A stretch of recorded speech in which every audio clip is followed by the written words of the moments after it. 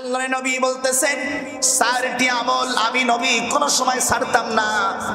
Number 1 Muharram মাসের রোজা, আর number 2 জিলহজ মাসের প্রথম দশকের রোজা, আর নাম্বার 3 প্রত্যেক মাসের 3 দিনের রোজা, নাম্বার 4 ফজরের আগে 2 রাকাত সুন্নাত নামাজ। সাহাবীরা প্রশ্ন করলেন, হুজুর জিহাদের চাইতেও কি অধিক এই জিলহজ মাসের দাম আল্লাহর কাছে? আল্লাহর নবী বললেন, হ্যাঁ, একজন ব্যক্তি যদি জিহাদে যায় সে ফজিলত পাবে, তার চাইতে বেশি ফজিলত পাবে ওই ব্যক্তি যদি জিলহজ মাসের 1 তারিখ থেকে 10 তারিখ পর্যন্ত আমলে সালেহ করে, নেক আমল করে। জোরে বলুন সুবহানাল্লাহ। আশারা শাহরাম ফি কিতাবিল্লাহ, 12টি মাস আমাদের জন্য আল্লাহ পাক নির্ধারিত করেছেন, তার মধ্যে একটি হলো জিলহজ মাস। এই জিলহজ মাস আমাদের জন্য এমন একটি নিদর্শন, আল্লাহ পাক 4টি মাসকে আমাদের জন্য সম্মানিত করেছেন। সেই 4টি মাসের ভিতরে অন্যতম মাস হচ্ছে জিলহজ মাস। আল্লাহ পাক রব্বুল আলামিন সেই জিলহজ মাসে আমাদেরকে কবুল করেছেন, হায়াতে তাইয়্যিবার মধ্যে কবুল করেছেন। আল্লাহ পাক দরবারে আরো একবার শুকর আদায় করি, আলহামদুলিল্লাহ। আমরা আজকে 2টা বিষয় নিয়ে আলোচনা করব। আপনারা জানেন আমি প্রতি সপ্তাহে একটা টপিকসের উপরে আলোচনা করি, ভিন্ন কোনো টপিকসে আমরা যাই না, নির্ধারিত টপিকসের উপরে আমরা আলোচনা করার চেষ্টা করি যেন আপনাদের বোধগম্য হয়, আমাদের বুঝতে সুবিধা হয়। আজকে 2টা বিষয়ের উপর আলোচনা হবে। নাম্বার 1 জিলহজ মাসের ফজিলত এবং আমল। নাম্বার 2 হচ্ছে কুরবানির মাসআলা। আমাদের অনেকগুলা বিষয় আছে, আমি একেবারে পিডিএফ ফাইল তৈরি করে এনেছি, অনেকগুলো মাসআলা, এগুলো আসলে কলম দিয়ে লেখা সম্ভব নয়, তো আমি যতটুকু সম্ভব অনেকগুলি মাসআলা আছে যেগুলো আমাদের অনেকের জানা অনেকের অজানা, অর্থাৎ যে মাসআলাগুলো সাধারণত আমরা হুজুরদের কাছে করে থাকি, এরকম মাসআলা আমাদের আছে না? আমরা হুজুরদের কাছে প্রশ্ন করি যে হুজুর এই মাসআলার সমাধান কি হবে? তো সেই মাসআলার সমাধান যদি আমরা আজকে পেয়ে যাই তাহলে আমাদের আর কোনো অসুবিধা আছে? জানার আর কোনো প্রশ্ন থাকবে না। তো এখন আমরা প্রথমে আসি জিলহজ মাসের মাসআলা, যেহেতু সব মুসল্লি পৌঁছে গেলে সেই সময় বলবো, তাহলে সকলের উপকার হবে। আমি জিলহজ মাস সম্পর্কে আল্লাহ পাক রব্বুল আলামিনের কয়েকটি গুরুত্ব বলবো, তারপরে আমি মাসআলায় যাব। কুরআনুল কারীমের 30 নম্বর পারার 13 নম্বর পৃষ্ঠায় আল্লাহ একটা সূরা দিয়েছেন। এই সূরার নাম হচ্ছে সূরাতুল ফাজরি। অনেকের হয়তো মুখস্থ আছে ওয়াল ফাজরি ওয়া লায়ালিন আশর। আল্লাহ পাক রব্বুল আলামিন এই জিলহজ মাসের নামে কসম করেছেন, সুবহানাল্লাহ বলেন। জিলহজ মাস, এই জিলহজ মাসের 10টা দিনকে কেন্দ্র করে আল্লাহ এই দিনের কসম খেয়েছেন। তাহলে আল্লাহর কাছে এটা কতটা পছন্দ হলো চিন্তা করেন। আল্লাহ বলছেন ওয়া লায়ালিন আশরিন, আল্লাহ পাক ফজরের নামাজের কসম করেছেন। নামাজের মধ্যে আল্লাহ ফজরের নামাজের কসম খেয়েছেন, সুবহানাল্লাহ পড়েন। 5 ওয়াক্ত নামাজের ভিতরে আল্লাহর কাছে সবথেকে প্রিয় নামাজের নাম কি? জোরে বলুন, ফজরের নামাজ।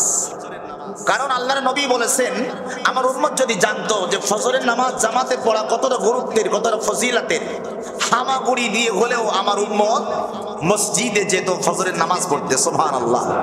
হামাগুড়ি তো বুঝেন আপনারা আমার ভাইরা। এরপর আল্লাহ বলছেন ওয়াল ফাজরি, অর্থাৎ ফজরের নামাজের কসম করেছে। ওয়া লায়ালিন আশরিন, শাফাত, ফজরের নামাজে শাফাত করছি আমি আল্লাহ, কসম করছি আমি আল্লাহ জিলহজ মাসের 10 দিনের। সুবহানাল্লাহ পড়েন। তাহলে ফজরের নামাজ আল্লাহর কাছে পছন্দনীয়, এজন্য আল্লাহ কসম করেছেন। 2 নম্বরে আল্লাহ কসম করেছেন ওয়া লায়ালিন আশরিন, 10 রাতের কসম। এই 10 রাত কোন রাত? জিলহজ মাসের 1 তারিখ থেকে জিলহজ মাসের 10 তারিখ পর্যন্ত 10টি রাত। এই 10টি রাতের কসম আল্লাহ কোরআনে খেয়েছেন। জোরে বলুন সুবহানাল্লাহ। আল্লাহ পাক রব্বুল আলামিন আমাদেরকে এই বরকতময় জিলহজ মাসে আমাদের জন্য অনেকগুলি নিয়ামত দিয়েছেন। এখন আমাদেরকে জানতে হবে আমাদের করণীয় কি আর বর্জনীয় কি।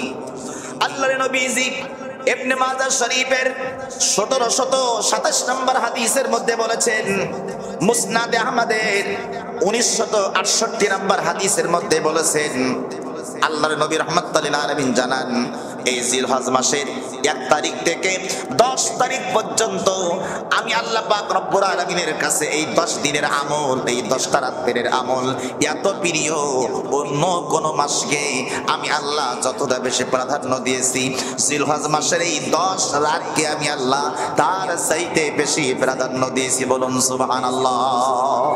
জিলহজ মাসে এই 10 রাত এবং 10 দিনকে আল্লাহ পাক গুরুত্ব দিয়েছেন।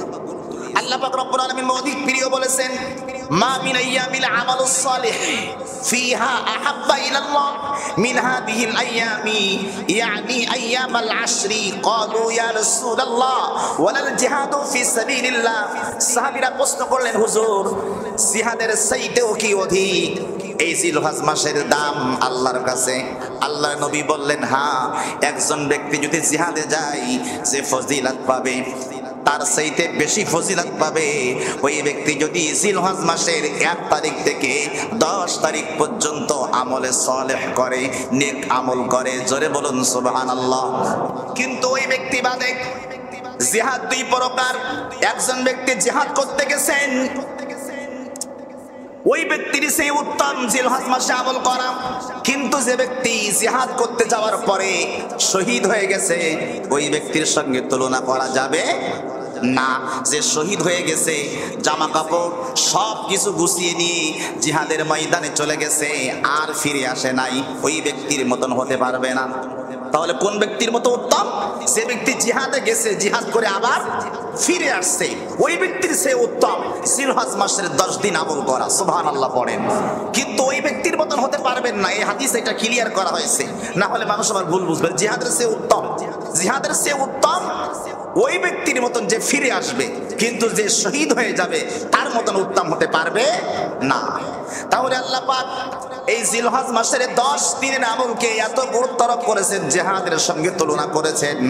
তাহলে এই 10 দিনকে আমরা আমলের কথা ভুলে যাব নাকি?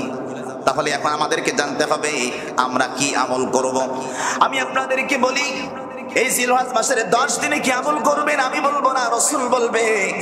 মা মিন আইয়ামিন আযযামু ইনদাল্লাহ ওয়ালা আহাব্বা ইলাইহিল আমালু ফীহিন্না মিন হাযিহিল আইয়ামিল আশরি ফাকসারু ফীহিন্না মিনাত তাহলিল ওয়াত তাকবীর ওয়াত তাহমিদ। মুসনাদ আহমদের 5446 নম্বর হাদিস, তাবরানী শরীফের 534 নম্বর হাদিসের মধ্যে আসছে, আল্লাহর নবী বলেছেন এই জিলহজ মাসের 10 দিনে এই আমলটা বেশি করবে। 1 নম্বরে লা ইলাহা ইল্লাল্লাহ, 2 নম্বরে আমল করবে আল্লাহু আকবার, বলুন আল্লাহু আকবার। 3 নম্বরে আমল করবে আলহামদুলিল্লাহ। আল্লাহর নবী বলেছেন জিলহজ মাসের এই 10 দিনে এই 3টা আমল, এই 3টা তাসবিহ, এই 3টা তাসবিহ চলতে ফিরতে উঠতে বসতে আমল করবে। 1 নম্বরে হলো লা ইলাহা ইল্লাল্লাহ, 2 নম্বরে আল্লাহু আকবার, আর 3 নম্বরে আলহামদুলিল্লাহ। এই 3টা তাসবিহ, যাদের কাছে তাসবিহ আছে অথবা তাসবিহ নাই, সবাই এই 3টা আমল বেশি বেশি করে করবেন। যদি আমলগুলো বেশি করেন, আল্লাহ পাক রব্বুল আলামিন কুরআনুল কারীমে সূরা হজের 28 নম্বর আয়াতের মধ্যে বলেন, ওয়া ইয়াযকুরুসমাল্লাহি ফি আইয়ামিম মা'লুমাতিন আলা মা রাযাকাহুম মিন বাহিমাতিল আনআম। জোরে বলেন আল্লাহু আকবার। আল্লাহ পাক রব্বুল আলামিন বলেন, আল্লাহর নাম এই নির্দিষ্ট সময়ে তোমার আমার বান্দাগুলি যেন বেশি বেশি করে আমল করে, তাসবিহ পড়ে, আর যেন পশুর যখন জবাই করে আমি আল্লাহর নামে জবাই করে। এরপরে আপনি যদি এই আমলগুলো বেশি বেশি করেন, তাহলে রাসূল করিম সাল্লাল্লাহু আলাইহি ওয়াসাল্লাম বলেন তাসবিহ পড়বে। এরপরে 2 নম্বরে কি আমল করবে রাসূল বলেন, হাদিসের ইবারত আমি আপনাদেরকে শোনাচ্ছি। সহিহ ইবনে হিব্বান 6422 নম্বর হাদিস, মুসনাদ আহমদের 2639 নম্বর হাদিসের মধ্যে আসছে, আল্লাহর নবী বলেছেন 7টি আমল আল্লাহর নবী কোনদিন ছাড়তেন না। জোরে বলুন কয়টা আমল? 7টি আমল আল্লাহর নবী কখনোই ছাড়তেন না। কখনো শব্দ আসছে লাম ইয়াকুন, লাম মানে কি কখনোই না। আর আরবিতে লাম শব্দের আছে তাকিদের অর্থে, অর্থাৎ আল্লাহর নবী কখনোই আমলটা ছাড়তেন না। তো আল্লাহর নবী যে আমল কখনোই ছাড়তেন না, এই আমলটা কি ছোট? কথা বলেন, ছোট? আল্লাহর কাছে অনেক অনেক অনেক গুণে বেশি প্রিয়। আল্লাহর নবী বলতেছেন, 4টি আমল আমি নবী কোন সময় ছাড়তাম না। নাম্বার 1 মুহররম মাসের রোজা, আর নাম্বার 2 জিলহজ মাসের প্রথম দশকের রোজা, আর নাম্বার 3 প্রত্যেক মাসের 3 দিনের রোজা, নাম্বার 4 ফজরের আগে 2 রাকাত সুন্নাত নামাজ। এই 4টি আমল মনে রাখবেন, আল্লাহর নবী কখনোই ছাড়তেন না। একটি হলো মুহররম মাসের রোজা, আর একটা হচ্ছে জিলহজ মাসের 1 তারিখ থেকে 9 তারিখ। কয় তারিখ? 9 তারিখ। 10 তারিখ না, 10 তারিখ তো আপনি ঈদের দিন তো রোজা রাখা যাবে না, এটা হারাম। অর্থাৎ প্রথম থেকে 9 তারিখ পর্যন্ত। এবং এর ভিতরে একটা গুরুত্বপূর্ণ দিন আছে, ইয়াউমে আরাফা। নাম কি? ইয়াউমে আরাফা। আরাফার এই 9 দিনের মধ্যে সব থেকে দামি রোজা কোনটা? 9 জিলহজ, আরাফা দিবসের রোজা। এই আরাফা দিবসের রোজা হচ্ছে, রাসূল আকরাম বলছেন, যদি আপনি 9টা রোজা রাখতে না পারেন কোনো কারণে, অ্যাটলিস্ট এই আরাফাত দিবসের রোজাটা মিস করবেন না। সুবহানাল্লাহ পড়েন। কেন মিস করবেন না তাও বলে দিচ্ছেন আল্লাহ রাসূল, কেন মিস করবেন না? আল্লাহর নবীজি বলতেছেন, 4টি আমল আমি নবী কখনোই ছাড়ি নাই।